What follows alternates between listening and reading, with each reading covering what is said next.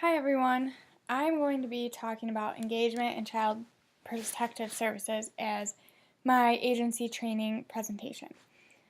For those of you who don't know, Child Protective Services works with situations of child neglect and or abuse, and my particular area of the agency involves investigations.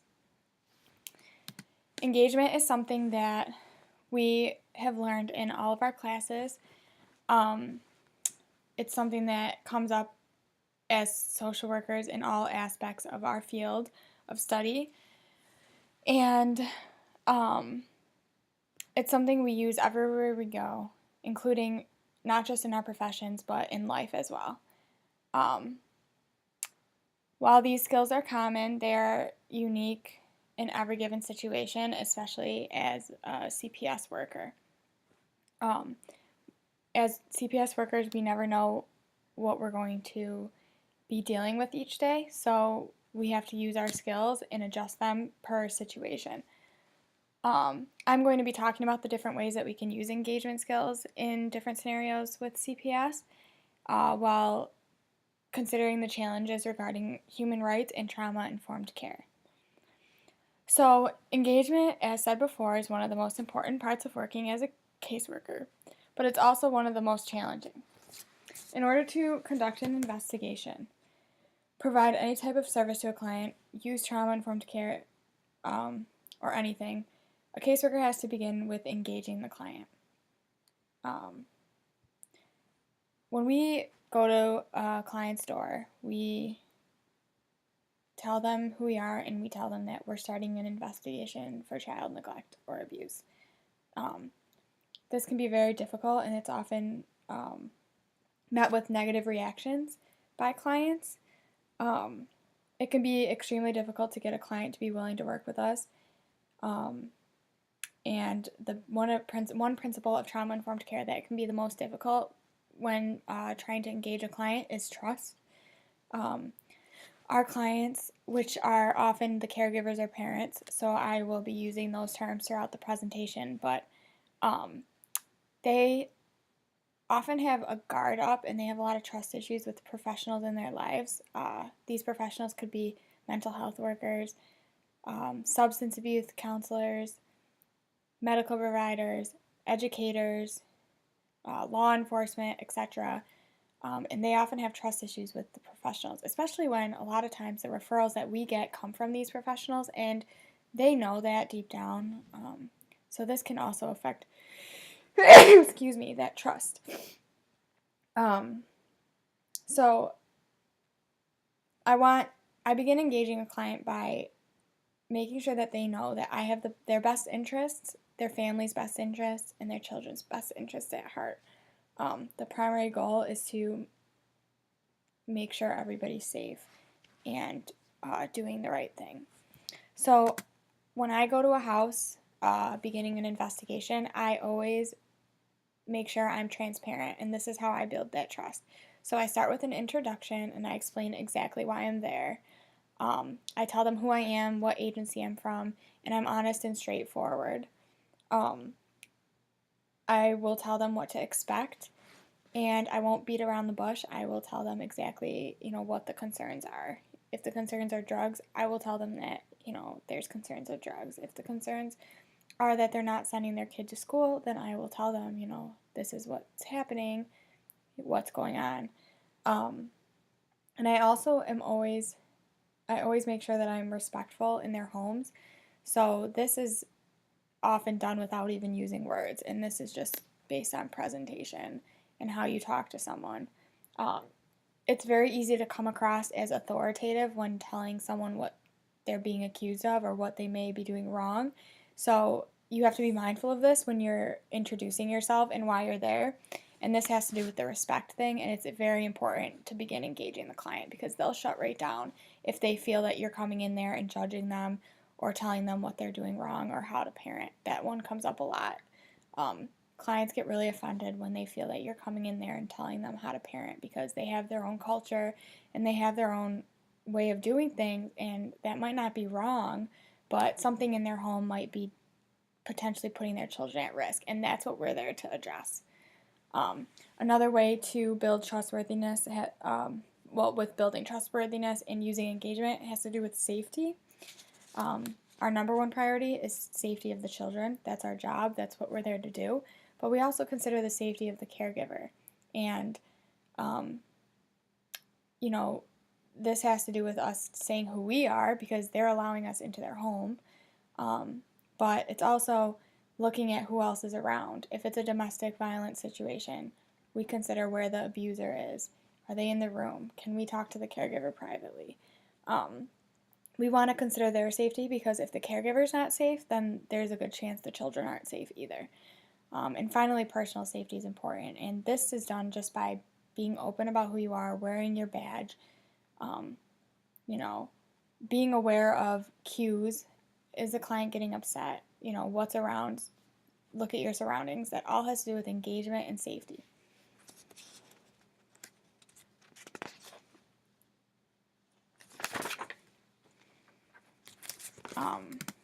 So when engaging a client, we have to talk about the importance of the therapeutic alliance.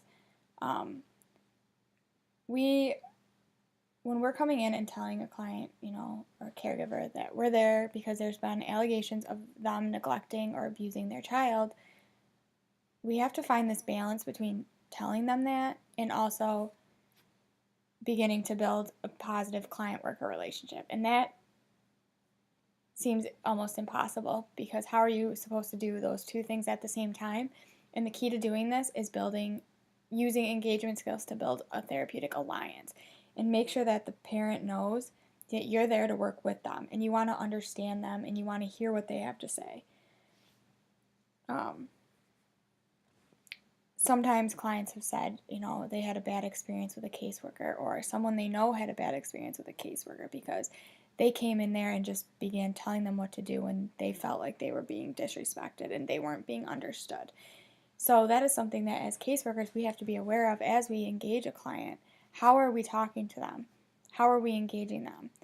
We're guests in their home. Yes, they may be involved in some sort of child neglect or abuse, but we're not going to get anywhere if we just storm in there and start calling the shots. So this all has to do with the therapeutic alliance. And I feel it is important to be completely honest with the client, like I said before, because that's part of finding that balance. You have to tell them what is going on, what brought us there, but we also want them to know that we are here to help them, not just the children, their whole family. And one of the things that I always keep in mind when going into a home is no matter how bad the situation, the parent or caregiver always has the most information. So the source, the person who called in the report, they're not the ones with the most information. The 5-year-old child that you're interviewing isn't the one with the most information. It's always the parent or caregiver. And the only way you're going to get this information is if you build the therapeutic alliance, engage the client, and get them to knock down that barrier that they have and trust you. So it's important to know that everybody has a story and everybody has sometimes a history of trauma too that they need to get out and they need to share so that we understand them and we understand what they're going through every day. And one thing that I learned in training that has really stuck with me is that no parent or caregiver woke up one day and decided, today I'm going to neglect my child. It might not, sometimes it's difficult to look at it that simply because we hear some horrible things that may or may not have happened. We get handed narratives on paper that sound sometimes pretty terrible. And we can't go into the situation thinking this is terrible. How could this parent do that? We have to keep an open mind. We have to ask the right questions and we have to get to the bottom of it while being open-minded and non-judgmental in order to be competent caseworkers and do a thorough investigation. So knowing this and being able to do this as we build a therapeutic alliance is done with engagement.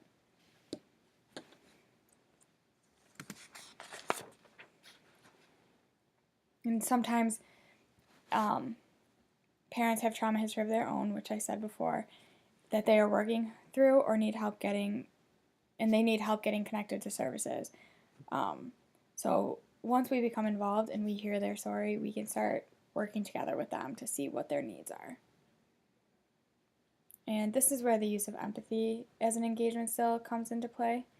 There are many ways to engage a client by using specific skills, and these are similar to those in crisis intervention.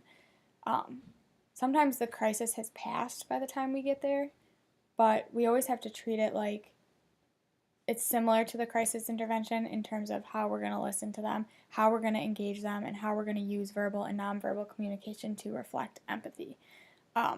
Crises come up during the investigation as well. So these skills that we learn in crisis intervention can be very useful in investigations as well.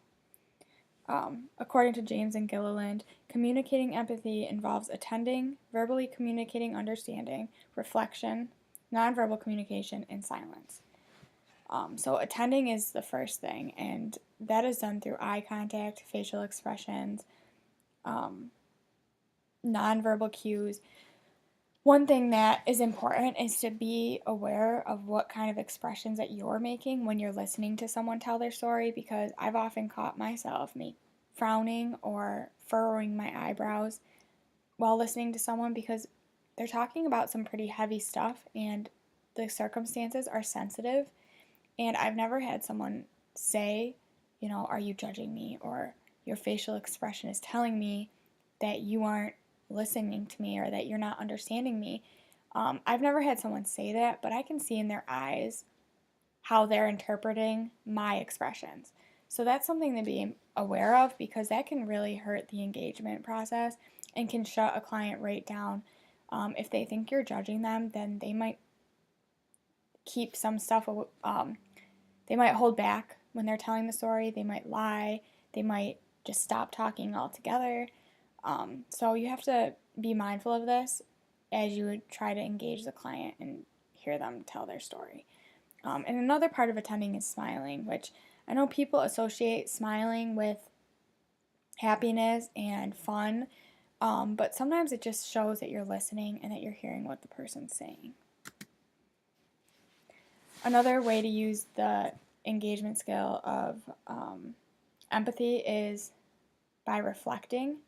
So in many cases, I will repeat back what the client has said so that they know I heard them and that I'm taking in what they're saying.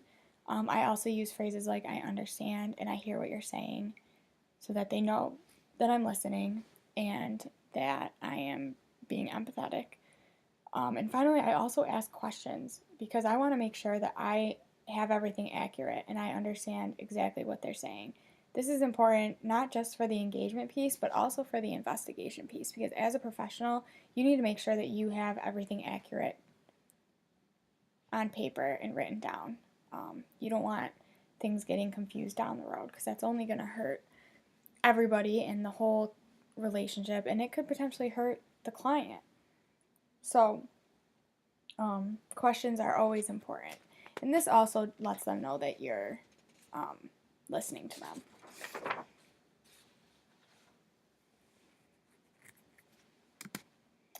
So when considering trauma-informed care and using empathy as an engagement skill, it allows the client to feel empowered when telling their story.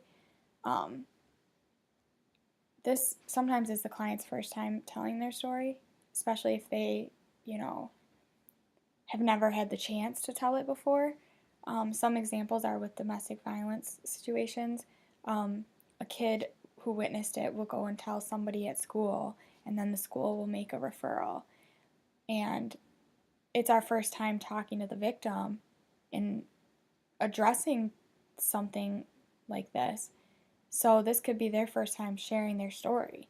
And this could be a big step for them in getting help, knowing that there's somebody who's hearing them out and, concerned for them. And this could be very empowering for them.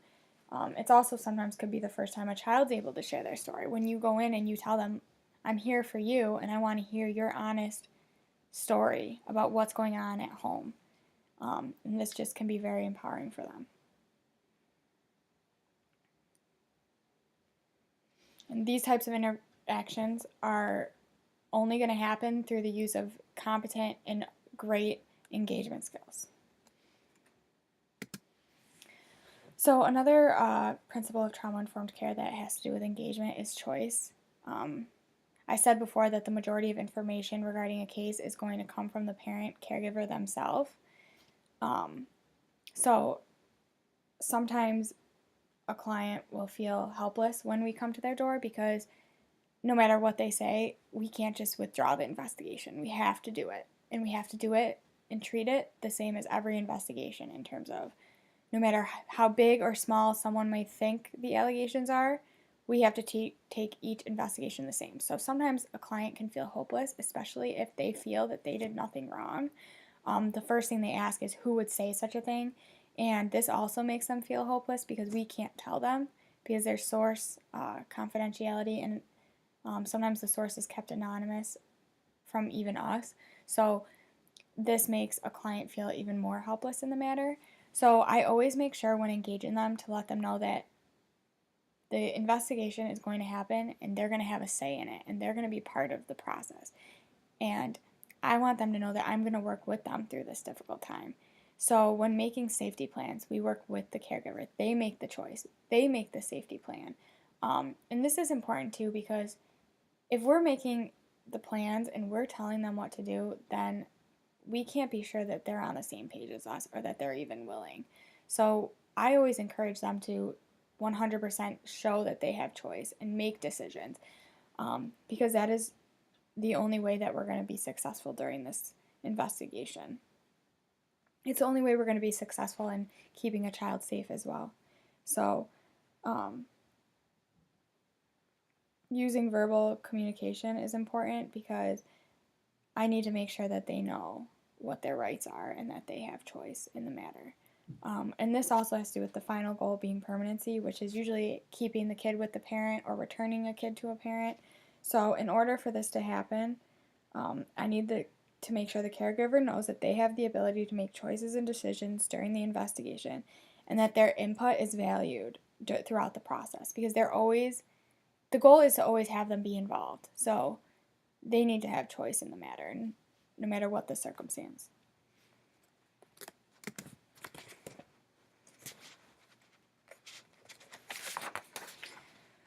Okay, so another way to engage is by taking a client-centered and strengths-based approach when working with clients in Child Protective Services. As I stated before, I need to hear the parent's story in order to properly assess for safety.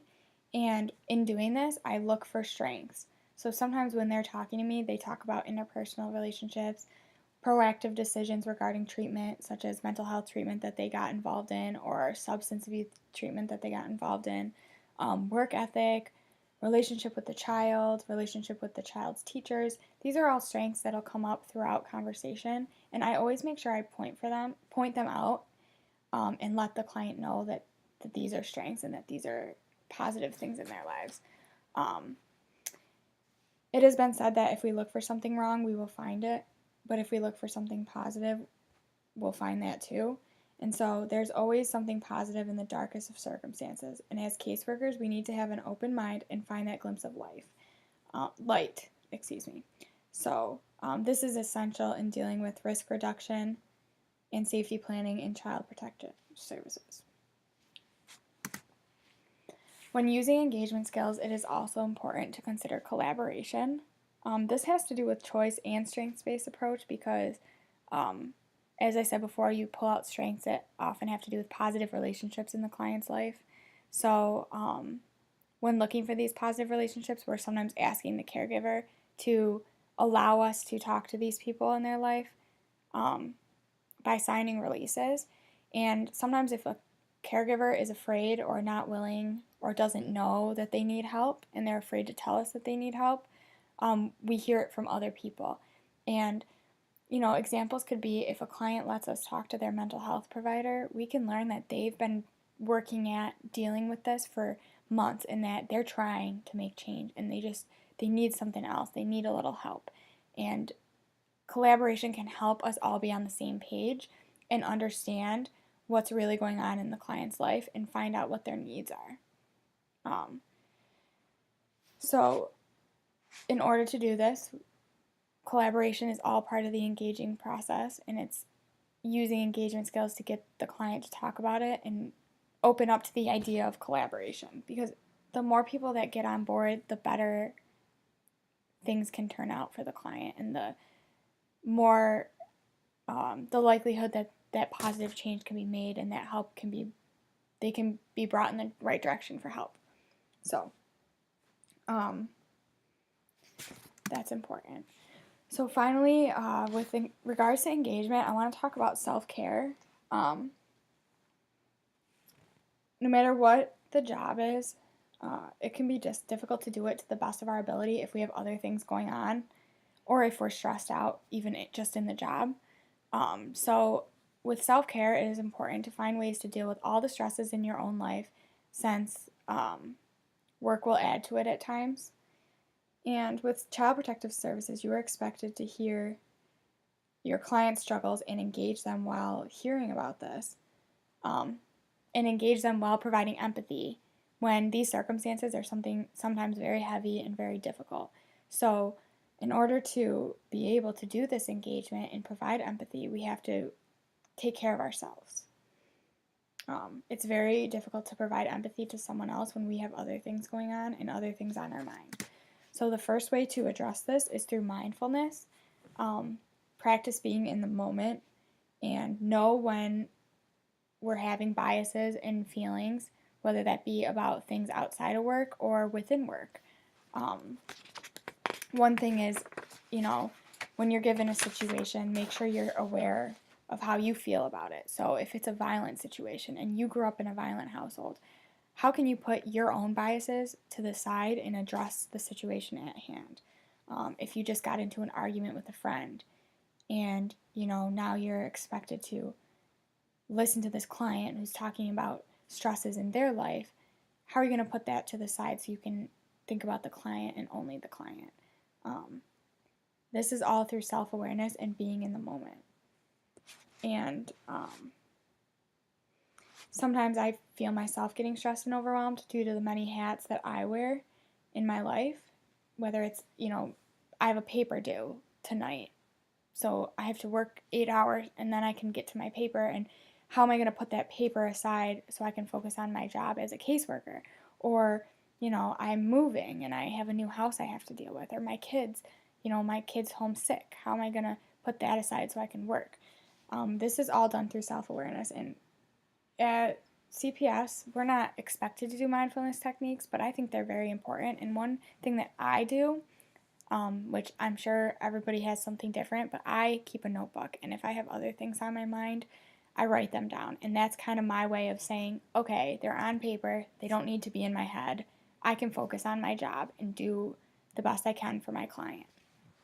So that's just an example of mindfulness that I use, but there's a lot of different things. So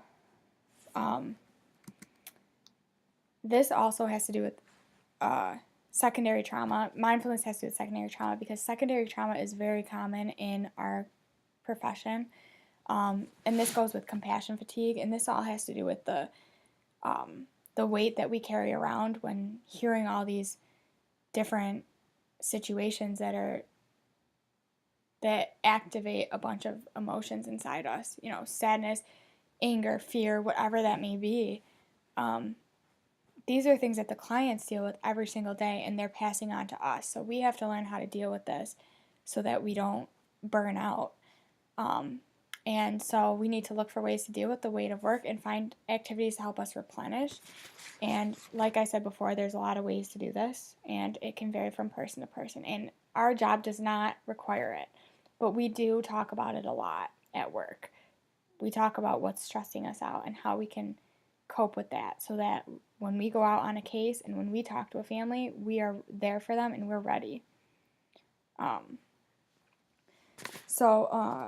Another way to address the secondary trauma and to use mindfulness is having open communication with our supervisors.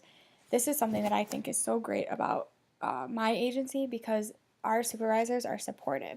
We work in a job that we can't talk about what's going on to other people in our lives, so we need to rely on the people at work who we can talk to, and that involves our supervisors. And in my case, I work on a team and we all work together, so I have my teammates that I can talk to as well. And this is important because supervisors have a lot of experience and they can tell us different skills we can use. They can give us advice. They can send us out with another worker so that the weight is taken off us, right then and there. Having open communication with our supervisor is important, and my agency encourages frequent supervision meetings so that not only we can talk about our cases, but so we can talk about how we're feeling about the cases. And I also want to talk about the importance of, as a caseworker, looking into the services and events that the agency offers to help with burnout. Monroe County provides wellness fairs throughout the year, and this is where we're given different resources on coping and dealing with the high stress of our jobs. Sometimes these fairs introduce us to basic techniques such as yoga or using essential oils, and they also refer us to sometimes more intense ways of self-care, such as the employee wellness program, which is a way for us to go talk to somebody through the agency confidentially about how we're feeling about our work. So it's kind of like a therapist, but it's provided by the agency, and it's something that we can choose to do on our own. So this has to do with self-awareness and engagement, because I like to compare it to everyday life. If we're not feeling up to it, then we can choose to not go out to dinner with a friend, or cancel plans because we're just not feeling up to engaging, and we just don't want to talk to people because we have stuff going on and we're stressed. In real life, we can do that, but in our jobs, we don't have a choice. As CPS workers, we're always going to need to engage. We can't just decide that, today I don't want to talk to people, I'm just going to do desk work. That doesn't work in Child Protective Services, so we have to learn how to deal with these feelings and be mindful and set them aside so that we can do our jobs and engage clients. Because, which I'm going to get to next, this has to do with human rights, but our clients deserve it. They deserve to have our full attention, and they deserve to get the best service from us, because we're investigating them, but we're also trying to make sure that they are safe, their children are safe, and that they're getting the help they need. So, in order to truly engage to the best of our ability, we have to be self-aware and we have to be mindful. And finally, human rights and engagement, which I just touched on, they go hand in hand, because our job as social workers is to enhance human well-being and provide the best care to our clients and build that client-worker relationship. And we do this by using our engagement skills. And we also need to make sure that we're trauma-informed and culturally competent. We can't work with clients without building that therapeutic relationship, and the only way we can do this is through engagement. Engagement is something that our work starts with, ends with, and continues with as we work with families in Child Protective Services. So that's it. One thing I just wanted to add was that Monroe County Child Protective Services does a really good job teaching engagement. So we have 6 months of training, and we're given the opportunity to say if we don't think we're ready. And one of the biggest fears I had on training team was the day they told me I was going out for the first time by myself on a case. And I realize now, looking back, that the fear that I had came from the engagement piece. I was worried, how am I going to engage the client? When I knock on their door and they answer, how am I going to engage them? Because we have all the skills and they'll teach us everything in class, but when we apply it, we don't know what's going to happen. And we have to use these skills to take what we're given and go with it and engage that client and work with them throughout the case. So the engagement skills are important, and there's so many ways to practice them and use them in everyday life. And Monroe County Child Protective Services does a really good job preparing their caseworkers for engagement with clients. So that's it, and thank you for listening, and I look forward to hearing everybody else's agency training projects. Thank you. There's the references.